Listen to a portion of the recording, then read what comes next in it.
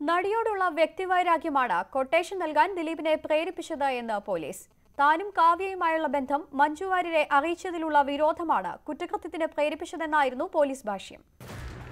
കൊച്ചിയിലെ അബാദ് പ്ലാസ ഹോട്ടലിലെ 410 നമ്പർ മുറിയിൽ 2013 ഏപ്രിലായിരുന്നു ആദ്യ ഗൂഢാലോചന. അന്നാണ് നടിക്കെതിരെ ദിലീപ് പൾസർ സുനിക്ക് കൊട്ടേഷൻ നൽകിയത്.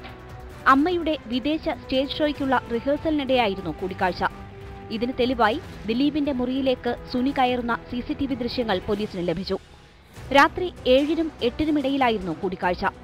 നടിയോട് തനിക്കുള്ള പ്രതികാരത്തിന്റെ കാരണങ്ങൾ ദിലീപ് പോലീസിനോട് പറഞ്ഞത് ഇങ്ങനെ: തന്റെ വിവാഹബന്ധം തകർക്കാൻ നടി ശ്രമിച്ചു.